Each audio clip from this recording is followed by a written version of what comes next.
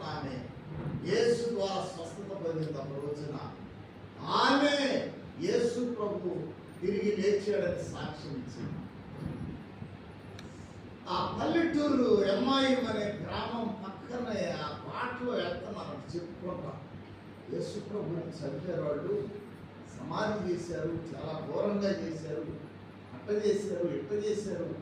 ఆయనేమో తిరిగి లేస్తానన్నాడు. ఎన్నో మరి పరిస్థితులు ఇట్లా ఉన్నాయి అని ఆ గ్రామాన్ని పడి మాట్లాడుకుంటూ వెళ్తున్నారు వాళ్ళు మార్గం.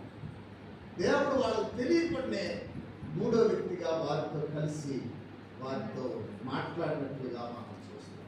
కాబట్టి ఆయన చూశారు వారు.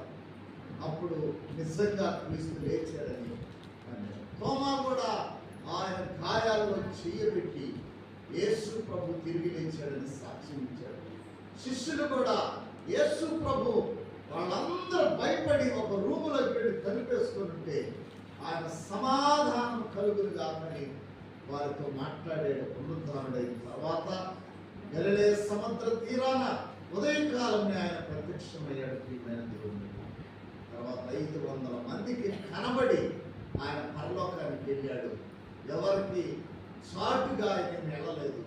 ఇదిగో నేను పునరుద్ధానుడైన దేవుడిని లోకమంతటి కనబరుచుకొని ఆయన పరలోకానికి వెళ్ళాడు. కాబట్టి ఆ రీతిగా దేవుడు మన జీవితాల్లో అలాంటి పునరుత్థానంలో మనందరం కూడా పాల్గొనబోతున్నాం.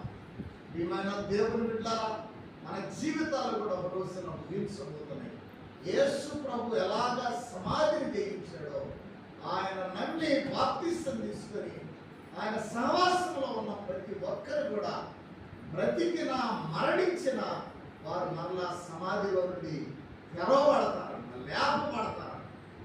అందుకనే క్రైస్తవులు చాలా ఘనంగా చనిపోయిన వాళ్ళని ఘనంగా మంచం మీద మంచి బెడ్ మీద పడుకోబెట్టి వారిని ఘనంగా సమాధి చేసి వారికి సూట్లు వేసి మంచి డ్రెస్ వేసి ఘనంగా వారు తిరిగి లేస్తారు.